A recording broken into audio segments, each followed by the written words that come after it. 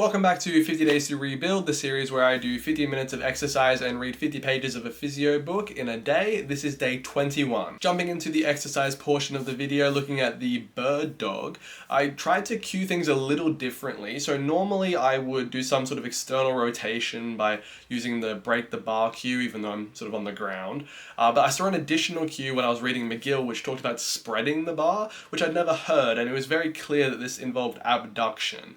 And that was really the goal of this cue. So I gave this a go during the bird dog, and my shoulder pain and clicking really alleviated. I will say, weirdly though, I did lose a fair bit of tension, sort of that lovely sensation that I get in the lats when you enter shoulder flexion. I didn't feel as much of that, but I also didn't experience pain, which is something that I've been having a bit of trouble with lately. So definitely the type of trade-off I'm willing to make, but hopefully we can get a bit more activation soon. Looking at this regressed hip hinge exercise that I've been doing, mistakenly I've been doing it with plantar flexed ankles. Now I have a dorsiflexed ankle and I'm sitting up on my toes basically.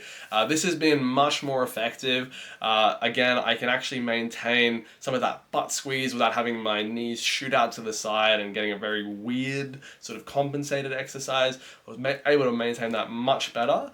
Still, it's been a bit difficult trying to do this exercise. It's something that I'm learning with essentially gluteal amnesia, getting those glutes to fire again. But it's working better. They're not shaking as much during the exercise. I'm just feeling absolutely cooked.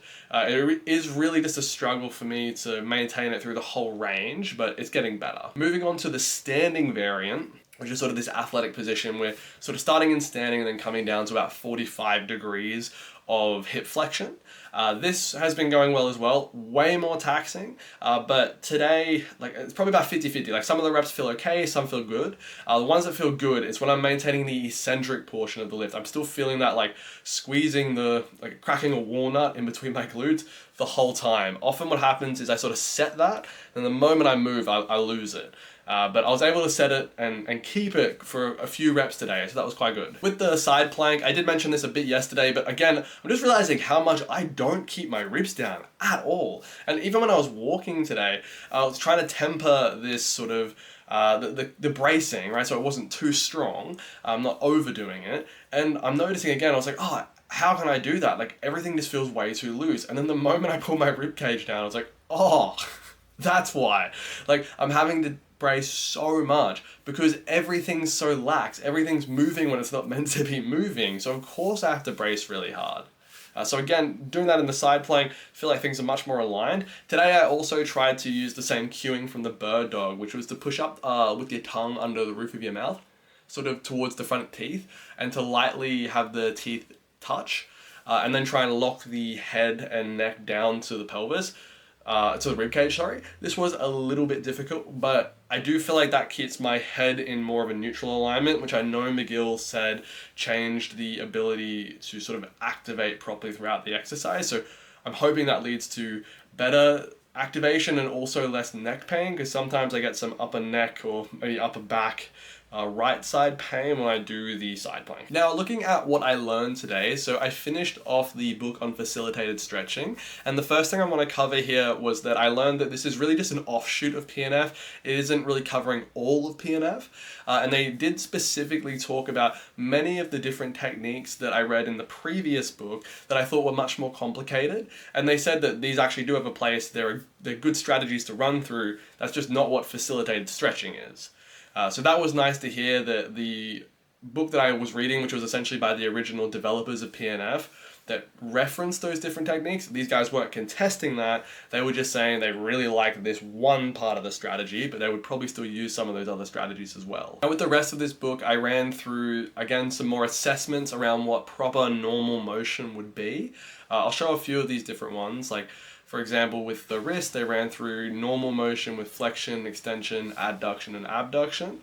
And for the neck, also we got flexion, extension, lateral flexion, and rotation ranges. Much like some of the other assessments, the wrist assessments also seem to mimic what the rehab sort of stretches were, but there was more variation in the neck portion. In the neck, they broke things down into the upper trap, the scalenes, the sternocleidoid mastoid, and the levator scapula. With the upper trap, they basically just had you laying supine on your back, rotating your head to the opposite side, then sort of chin tucking and trying to get your forehead down to that shoulder whilst keeping the opposite shoulder anchored behind the back, and wrapping the other arm around the head, just so we can have something to provide resistance against during the PNF stretch. They argued that working on this would improve neck rotation, flexion, and also shoulder depression. This and the other sections covered kept mirroring this idea I touched on yesterday that I found quite surprising, which was essentially that anything that they were working on just corrected the opposite movement.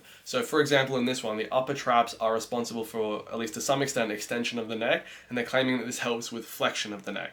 It elevates the angle of the shoulder. This helps with depression after working on it.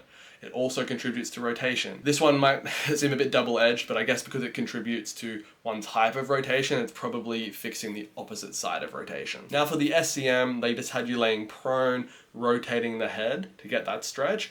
Lo and behold, they think that it helps with rotation. Now the scalenes, they said, would help with lateral flexion. Similar to the upper trap exercise, they had the one arm anchored behind the back, and then they entered lateral flexion instead of rotation. Weirdly enough, in the self-stretch, they said not to have any rotation, but in all of the stretches they showed where someone else was helping facilitate it, they always had them rotate 45 degrees one direction or the other. So I'm not sure why they sort of left that out for a self-stretch. I don't see any issue in doing it. I guess maybe it'd just sort of be easier to fall into something else that you're stretching, which they did say with some of them that you might need to play around a little bit to get the right stretch. So that might have something to do with it. Now they ran through the whole thoracolumbar area and they displayed all the normal ranges. I will say the stretches they gave here from the McGill perspective were really quite scary, really just flexion heavy. There was, I guess, spine movement heavy. And I guess to some extent, if you're trying to mobilize through those sections, maybe that's something you can't escape. But, you know, they had like a seated twist on a chair. They just had like full forward flexion in a chair. It looked like something that would definitely aggravate a spine. But again, maybe that is what's required to mobilize that. But on the flip side, like maybe it shouldn't be mobilized. Maybe that area needs to be stabilized. The last one I just want to touch on is the rhomboids. Rhomboids are responsible for retraction. They think this will help with protraction. Again, this is something I'm very interested in. My rhomboids are where a lot of the pain sits. And also protraction is something that I struggle with. So very keen to see if this works with me. They said here basically you abduct to about 90 degrees, flex the elbow, and then horizontally adduct across the body, so just pull across the body, and then do the PNF stretch from there. One final note that they touched on here that wasn't backed by clinical studies, just from clinical experience, they said that they really recommended combining massage and stretch, which is something that I'm very interested in doing. Their specific technique for doing this was doing the PNF stretches, but also doing them to try and find the exact spot that the pain was at, which is where they hypothesized was some sort of like adhesion or like scar tissue, whatever you want to call it, and that's where they would try and massage. Whether or not that's accurate, I don't know, but I think I'm going to give that a try. Now this wrapped up the facilitated stretching part, and then I got into a book that I'm far more excited about, to be honest, which is Pavel Sasoline's book, Relax into Stretch. I was able to find this book, thankfully, which was awesome. Running into some of that now. His argument in the introduction here is that you're not really limited by short muscles. He gave a very interesting example here where you sort of kick your leg out to the side and up on a table, and he said, okay, now bring it back and do it on the other side. I was able relatively to do this. The left side was a bit more limited, but basically what he said there is that's half of the splits. Like, you clearly aren't missing range on either side if you can do that, so why can't you do the splits? And what he argues here is it's not actually the short muscle restricting that, it's the nervous system. It's the stretch reflex. So it detects that things are lengthening too far or too quickly or both, and it pulls in. It tries to keep you from tearing something, basically.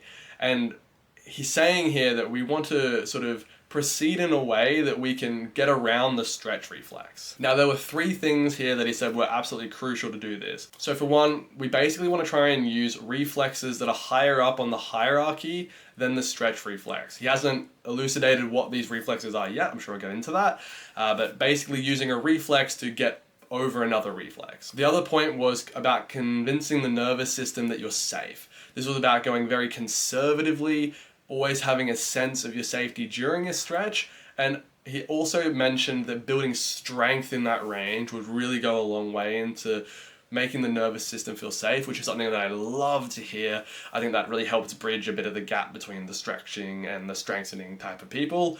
We're coming to some sort of middle ground. We're strengthening in the length and new range. And the last point here was just about building a new habitual length. He said we could either use an extensive method, an intensive method, or both, which is what he recommended. So the extensive method was essentially trying to hold the new range for as long as possible and was to do with a lot of repetition, whereas the intensive approach was really short bursts of movement and often involved muscle contraction. I'm very excited to read more. Actually, I had to kind of constrain myself to not read on, but if I don't constrain myself, I'm not going to have enough to read. I'm going to burn through everything. So yeah, that'll be tomorrow's.